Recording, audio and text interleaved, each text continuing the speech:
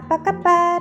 간단하게 보고 듣는 인도네시아 뉴스 4월 5일 월요일 시작합니다. 좋아요와 구독 버튼 잊지 마세요. 4월 4일 기준 인도네시아 코로나19 현황입니다. 신규 확진자 수는 전날에 비해 6,731명이 추가된 153만 4,255명, 사망자 수는 전날에 비해 427명이 추가되면서 지난 1월 28일 일일 사망자 수 476명 다음으로 높은 사망자 수가 추가된 4만 1,669명, 회복자 수는 9,663명 추가된 137만 5,877명입니다. 지역별로는 반뜬에서 가장 많은 신규 확진자가 발생하였습니다. 오늘의 환율 소식입니다. 백제은행 오늘 오전 8시 기준 US달러 살 때 14,510루피아, 팔 때 14,540루피아입니다. 루피아 대 하나정부입니다. 하나은행 오늘 오전 10시 기준 매매 기준율 100루피아에 7.78원으로 측정되었습니다. 오늘의 첫 번째 소식입니다. 인도네시아 정부는 소규모 지역 단위 사회활동 제한 조치 ppe 마이크로를 연장할 예정입니다. 지난 4일 코로나19 긴급대책본부의 윗고 대변인은 ppe 마이크로 실행이 코로나19 양성 사례를 억제하고 치료율을 높이며 사망률을 줄이는 데 효과적이라고 판단하여 연장할 계획이라고 보도했습니다.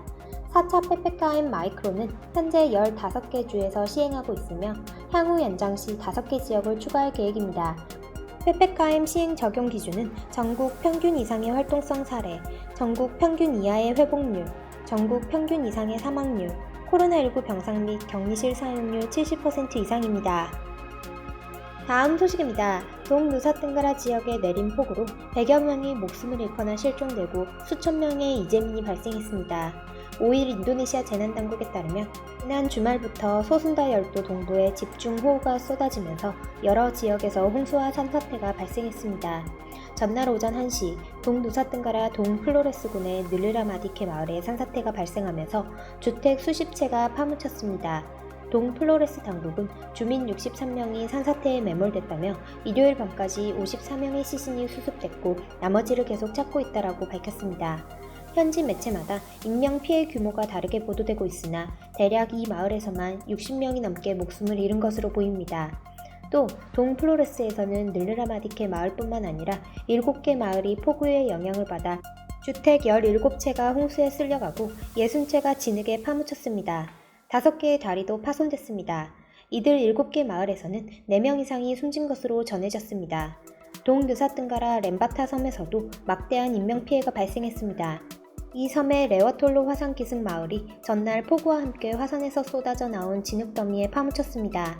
렘바타군 관계자는 레와톨로 화산기슭 주민 최소 18명이 숨지고 62명이 실종됐다며 14개의 마을의 인터넷, 전기, 도로가 모두 끊겨 고립 상태이기에 사망자 수가 더 늘어날 것이라고 밝혔습니다.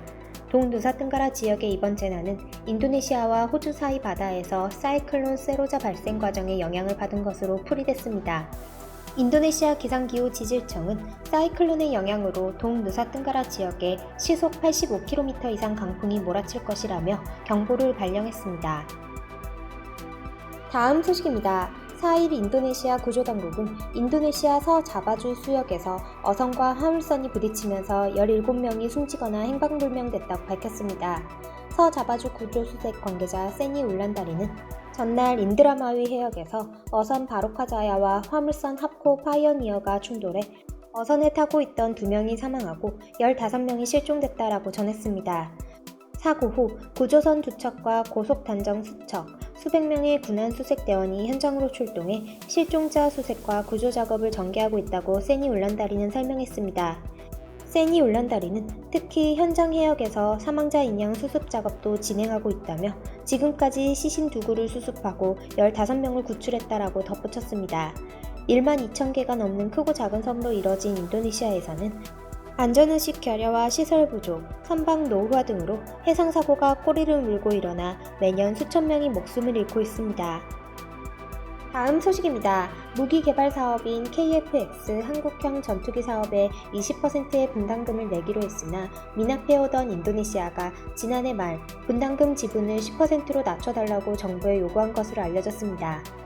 이에 따른 KFX 사업 차질이 우려되는 가운데 정부가 9일 경남 사천에서 열리는 CJ 1호기 출고식에 참석할 예정인 인도네시아 프라보워 수비안토 국방장관과 분담금 문제를 논의할 것으로 보입니다.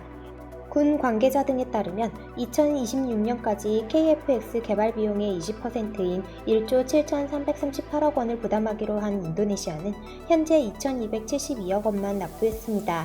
올해까지 목표치보다 6,044억 원이 미납된 것입니다. 경제난을 호소해온 인도네시아는 지난해 말 정부의 분담금 지분을 10%로 낮춰달라고 요구한 것으로 알려졌습니다. 또 분담금 지분을 줄이는 게 어려울 경우 KFX 현지 생산시설 건설과 50억 달러어치 처관을 정부에 지원해달라고 요청한 것으로 전해졌습니다. 군 고위 관계자는 아직 기존 계약서에서 달라진 점은 없다. 분담금 문제는 계속 논의 중이라고 했습니다. 분담금을 둘러싼 양국의 이견이 이어질 경우 CJ 1호기 출고식 뒤 비행시험 등을 거쳐 2026년까지 KFX 개발을 완료한다는 정부 계획에도 차질이 빚어질 수도 있습니다. 인도네시아 요구대로 분담금 지분을 낮추면 정부와 국내 업체의 분담금을 뺀 수천억 원을 다른 방식으로 메워야 합니다. 강은호 방위사업청장은 지난달 인도네시아를 방문해 출고식 초청장을 전달했고 최근 인도네시아 측은 수비안토 장관의 참석을 알려왔습니다. 4월 5일 인도네시아 소식 여기서 마치겠습니다. 유익한 정보 되셨으면 좋아요와 구독 버튼 부탁드립니다. 테리마카시.